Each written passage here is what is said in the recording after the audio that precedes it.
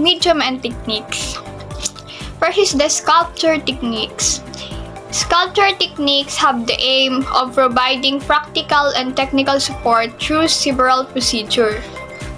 This process, either additive siya or padagdag, ganon, dadagdag ka ng materials, or subtractive siya, o magbabawas ka ng materials, or magtatanggal, ganon. So, sculptures primarily uses for basic techniques. Ito ay carving. Carving is a procedure in which the artist cut away objects until reach the desired form. So, yung carving ay isang proseso siya kung saan tinatanggal ng mga artist or yung mga gumagawa nito ang bahagi ng ibang bagay hanggang sa maabot nila ang nais nila na form or makahulma sila. Like, for example, makahulma sila ng tao. Yun, inuukita nila yun. Tapos, may dalawang uri tayo ng carving. Pwede siyang stone carving. So, yung stone carving, it is a type of sculptures which requires patience and planning. Kasi, kailangan natin ng patience and planning dito kasi matagal siyang gawin. Kailangan ng pasensya at pagplano. Kinakailangan din to ng lakas at kasanayan upang pakaluluwa ang magandang disenyo ng bato para mabuo ang nais na obra.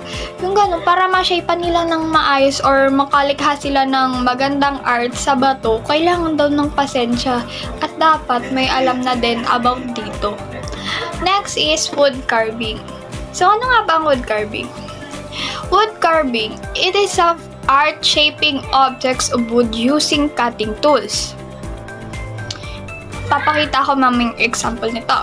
So, ang pagka-carving naman ng kahoy ay isang sining na nag-shape ng mga bagay mula sa kahoy, kaya nga wood, diba? Gamit ang mga cutting tools, like yung ginagamit nila pang hulma, ganun. Pwede siyang knife din or anything na pwedeng makahulma ng kahoy.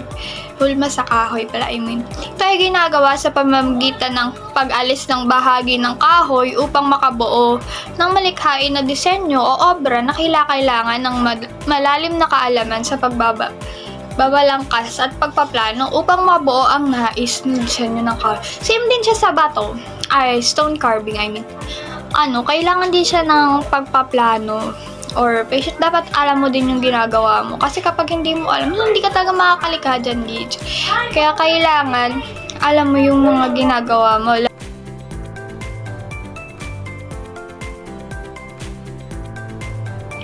Casting is a method by which a liquid materials is usually poured into a frame or pattern.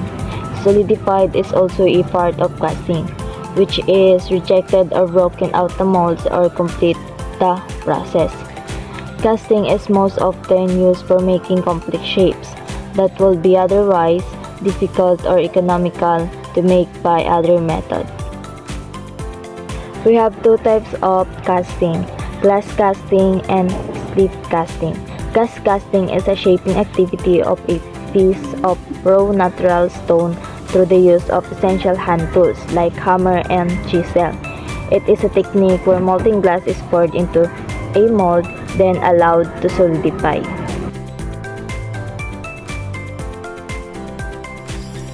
Molding, it is a working of soap or plastic materials by hand to build up on shape or to create a form.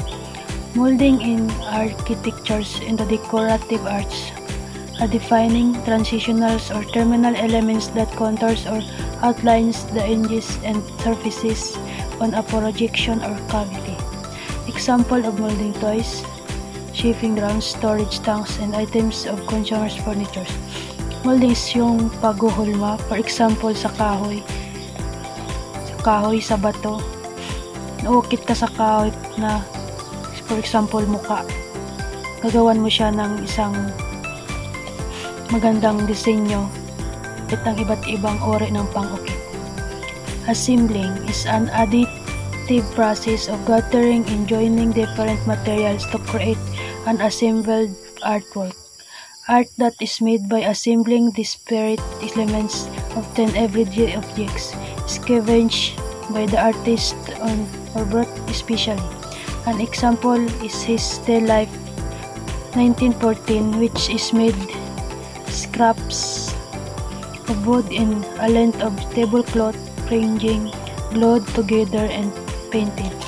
Ito po yung mga recyclable na mga bagay na pwede kang makabuo ng isang arch na galing sa mga basura tulad ng lumang papel, mga lumang kahoy, at iba pa. Basic sculpture terms. A. Amateur. It is a skeleton-like framework in use to support a building of paper mache by usually made of stiff wire. Amateurs can be made from any material that is damp and resistant and rugged enough to hold such plastic materials as most clay and plastic, which are applied to and shape around it. Ang mga madalas po ditong ginagamit na material is plastic materials, wax, newspapers, and using wire upang makabuo ng isang balangkas o framework. Isa po sa pinakamagandang design ay yung gawa ni Alexandre Gustave Eiffel is the iron armature inside Frederick Auguste Barthold's Statue of Liberty. Letter B. Assemblage. Same lang naman po ito ng assembling. Is the dimensional work of art made from combination of materials including found or purchased object. Letter C is base. It is a portions of the work on which the sculpture rests. The base is what the sculpture is attached, fixed, or maintained on. Ito naman po yung arts na drawing or anime na ginagawa ng video. Craftsmanship. It is a skill with which one uses tools and materials in producing art. The level of skill shown by somebody in making something beautiful with their hands. Craftsmanship refers to the skill and quality it exhibited by a person in creating or producing something by hand. Craftsmanship is the skill that someone uses when they make beautiful things with their hands. Plaster of Paris. It is an excellent white powder which sets hard when blending in the water. Example of plaster of Paris. It used in preparing mold statue and artificial decorative items.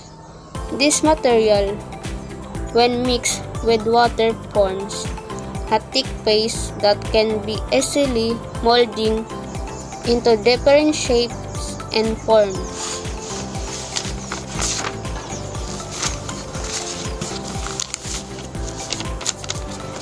Freestanding.